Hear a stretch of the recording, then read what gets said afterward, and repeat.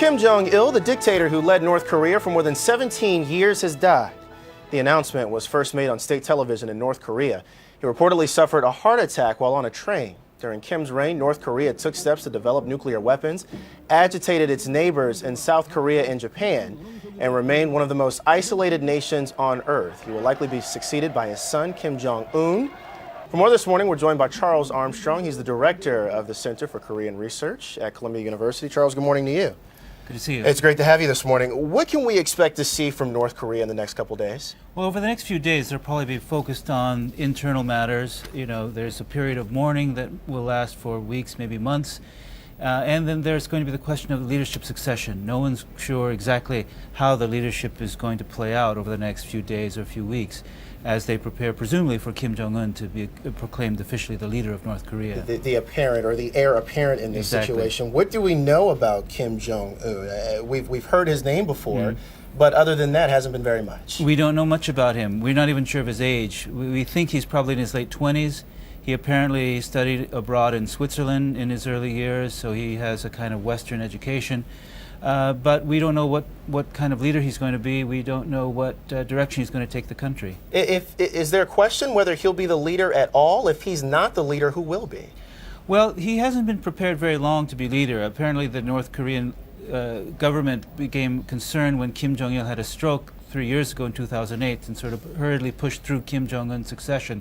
And they weren't expecting Kim Jong Il to suddenly die like this at this point. I think what will likely happen is there will be a kind of caretaker leadership of Kim Jong Il's brother-in-law, a man named Jang Song-taek, and Kim Jong Il's younger sister, who are very important behind the scenes. And they're sort of be shepherding Kim Jong Un along as he gets prepared to assume real power. Based on the images that we've seen, and we haven't seen many of them, of North Korea itself, there are many misconceptions about the country. You had a chance to visit there some time ago. What was it like? Well, it's a very strange place, that's for sure. It didn't seem as in dire straits economically as we might have thought. It's hard to say. Our movements were restricted, but it is certainly very poor, very isolated. And it doesn't seem that the general population has a lot of information from the outside world. Agriculturally, where does that stand? I know that also is a big marker in the nuclear talks right now as well, in terms of the U.S. providing food aid. But that country right now is really going through a drought in terms of food. Yeah. Well, definitely North Korea does not have enough food to feed its own people, and that's been a problem for many, many years. They've been asking the international community for food on and off, and again this year. And this has been part of the negotiations over the nuclear issue. And talk about that a little bit. Where does that stand right now? And do we see a little bit of those talks and this process fly into limbo based on Kim Jong Il's death? Well, Kim Jong Il's death is kind of unfortunate in terms of the nuclear talks. There had been some momentum moving forward between the U.S. and North Korea in recent months. It looked like it was possible that the so-called Sixparty talks with the U.S., North Korea, South Korea, China, Russia, and Japan, which have been suspended for the last 3 years, was going to get off the ground again. No one knows what's going to happen now with Kim Jong Il's death. Some 20,000 U.S. troops are in the DMZ zone, the demilitarized zone, in South Korea right now. What are they thinking? What are they feeling probably right now, along with South Korean troops this morning? Well, the South Korean military has been on high alert ever since the news reached them about Kim Jong Il's death, and you can be sure the U.S. military in South Korea is on highest alert as well. No one knows what's going to happen internally in North Korea. There could be some uncertainty over the leadership transition.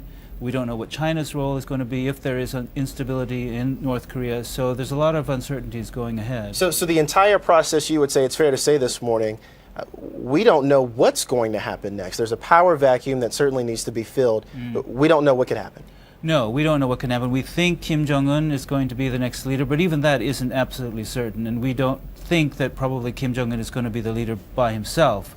And there are different factions, different interests within the North Korean leadership, within the military, between the military and the civilian government that could be at loggerheads over the next few months. Changes in North Korea, anything that you can predict maybe that we'll see long term, so maybe over the next few months, maybe even a couple of years?